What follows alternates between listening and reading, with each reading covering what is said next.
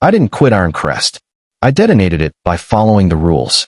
By the time the private equity firm realized what had happened, the contracts were already burning, the suppliers were already backing out, and my non-compete was already dead. All because one new CEO decided I was a spreadsheet problem she could solve with a 25% cut. But I'm getting ahead of myself. Let me tell you how 18 years of loyalty got reduced to a line item, and how that single line item collapsed an entire company. The call came at 6:12 a.m. on a Tuesday, exactly 1 week after my last day. I was standing in line at a coffee shop, half awake, staring at the menu like I hadn't ordered the same thing for 10 years. My phone buzzed. Claire Whitfield, CEO, Ironcrest Fabrication. I didn't answer right away. I watched the barista steam milk. I listened to the grinder scream. I let it ring until it stopped. Then it buzzed again. I stepped outside, cold air biting through my jacket, and finally answered. Dan, she said, already tense, already rushed. We need to talk. We're talking, I said. There was a pause. I could hear other voices in the background. A war room. She didn't bother with pleasantries. 3 suppliers just issued termination notices. Alan says it's tied to some clause with your name in it. I smiled, even though she couldn't see it. Which clause would that be? Silence. And in that silence, I knew. She still hadn't read the contracts. 18 years earlier, Ironcrest Fabrication was 40 people, 1 leaky warehouse, and a founder named Marty Keller who still answered the phone himself. I joined as a procurement manager back when strategic sourcing meant a legal pad, a fax machine, and whoever could get steel to the dock before Friday. I stayed while we grew to 600 employees, 3 plants, and clients building data centers the size of small cities. I stayed through the 2008 crash, when suppliers vanished overnight. The steel shortages that turned grown men into beggars. The shipping crisis where containers floated offshore like ghosts.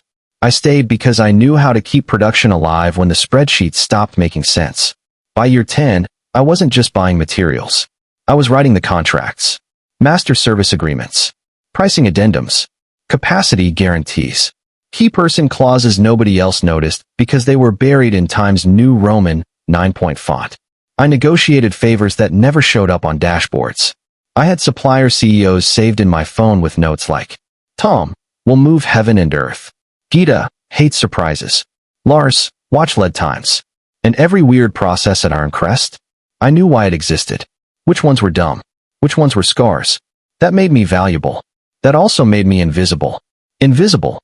Until Claire Whitfield arrived. Claire started on a Monday. By Thursday, she'd scheduled an all-hands. We crowded into the cafeteria, folding chairs scraping tile, the smell of burnt coffee hanging in the air. The older managers, operations, maintenance, procurement, naturally gravitated toward one side.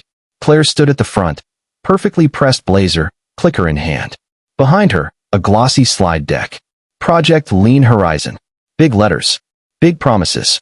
Modernization. Synergy capture. Legacy cost structures. She paced like she was still at McKinsey.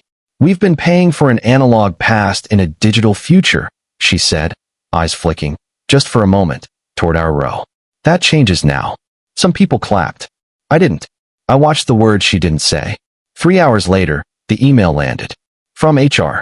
Subject, procurement approval matrix, effective immediately. I opened the PDF. Color-coded chart. Clean. Clinical.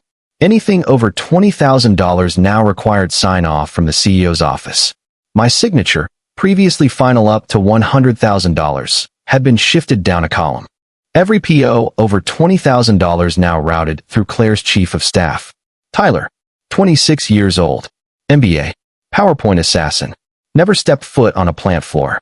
I stared at the chart until Jenna, one of my analysts, leaned into my doorway. So, we're supposed to run emergency bearings through a kid who's never held a wrench? I asked. She gave a nervous laugh. At least he's good with PowerPoint. 2 days later, the matrix almost shut us down. Omega Data Centers, our biggest client, needed custom steel coils for a rush build. Order value, $78,000. Critical path. I submitted the PO. It sat. Day 1. Day 2. Tyler was in strategic off-site meetings. The plant superintendent, Rob, stormed into my office, red-faced. We're going to be idle by Thursday. What the hell happened? Policy happened, I said. I fixed it the old way. Called the supplier CEO on my personal phone. Asked for a pre-ship based on a verbal. Promised paperwork would follow. Then I spent 4 hours chasing signatures after the fact. My authority was gone. My accountability wasn't. That was the first sting. Quarterly operations review. Glass conference room. Long table. Claire at the head. CFO. HR. Department heads. Board observer from Brackenridge Capital on the screen. Claire clicked to a slide titled, Legacy Procurement equals Legacy Costs. A simplified chart showed our historical steel pricing against market benchmarks. No context. No mention of capacity guarantees. No explanation of priority allocations during shortages. She circled a number with her laser.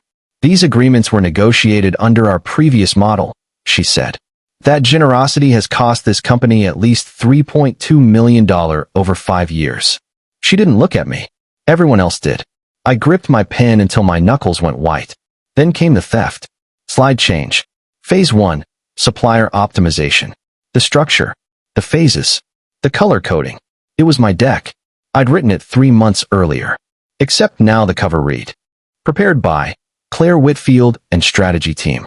She bragged about reducing the supplier base by 40%. She removed the redundancy safeguards. She turned my caution into her courage. The CFO nodded. Nice work, Claire. How soon can we see savings? We're already implementing, she said. I've asked my team to push back on fear-based objections. Later, in a smaller ops huddle, I spoke up. Sole sourcing motor housings to Kellinger is a single point of failure, I said. They had a 2-week outage last year. Claire smiled thinly. That's the old Ironcrest talking. We don't design our org chart around worst-case paranoia.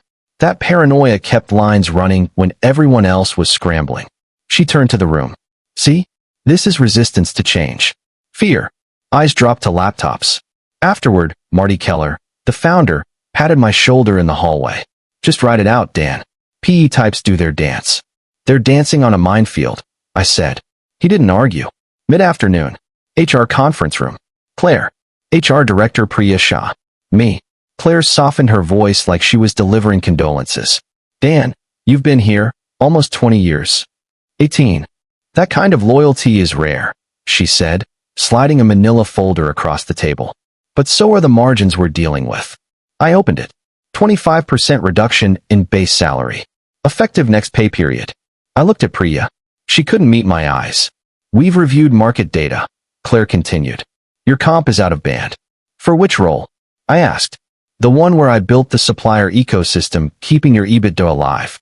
I need you to be a team player in our next chapter. I didn't raise my voice. I asked questions. Just to be clear, my base salary is being reduced by 25%. Yes.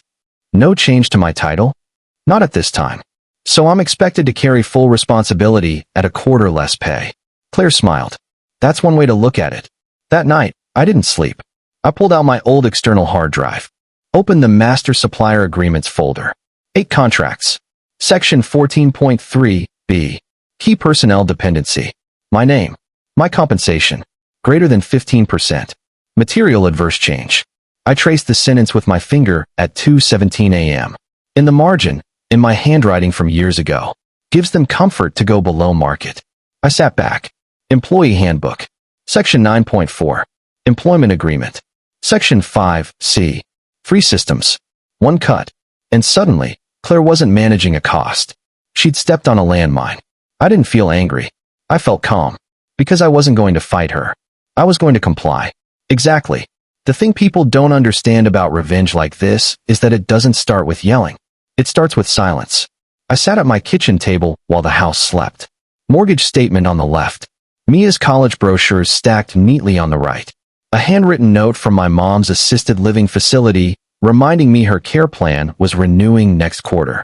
I lined everything up the way my brain always had. Inputs, outputs, constraints. Claire thought she'd force me into a corner. What she'd actually done was give me leverage in 3 separate systems that never talked to each other. And I was the only person who understood all 3. I didn't fantasize about humiliating her. I imagined something much quieter. Her realizing, too late, that the numbers she worshipped were standing on top of relationships, clauses, and obligations she never bothered to learn. I pulled open my desk drawer and took out the old laminated card. Ironcrest Emergency Contact Tree, 2010. Yellowed. Edges peeling. Founders cell. Plant managers. Suppliers CEOs. Handwritten notes next to their names. This was the invisible scaffolding holding the company upright. Claire didn't know it existed. And starting tomorrow, I was done holding it up for free. I didn't storm into HR. I didn't threaten lawsuits. I did something far more dangerous. I asked for everything in writing. The next morning, I emailed Priya. Subject, Compensation Adjustment Documentation. Hi Priya. For my records, could you please send the formal compensation adjustment letter reflecting the revised base salary and effective date, as well as confirmation that my title and job responsibilities remain unchanged? Thank you. Dan. She replied within the hour. PDF attached. Evidence secured. Step 1. Trigger good reason. 3 days later, I sent a certified letter and an email. Subject line exact. Boring. Legal. Notice of good reason condition, Employment Agreement Section 5, C. I quoted the clause verbatim. 25%. Greater than 15. Material diminution. 30-day cure period. I wasn't asking. I was notifying. Claire forwarded it to legal with a single line. Standard bluff. She had no idea how expensive that assumption would be. Step 2. Vendor notification. This part mattered. Section 14.3, B, didn't give me discretion. It gave me an obligation. Failure to notify would put Ironcrest in breach. So I complied. I drafted 8 nearly identical letters. Formal. Dry. Painfully polite. Pursuant to Section 14.3, B, of our Master Services Agreement. This letter serves as formal notice of a material adverse change related to your designated key personnel. I sent them from my company email. CC'd each supplier's legal contact. CC'd legal@ironcrest.com. The inbox no one monitored unless something was already on fire. Within hours, my phone started buzzing. Geeta called first. Dan, are you okay?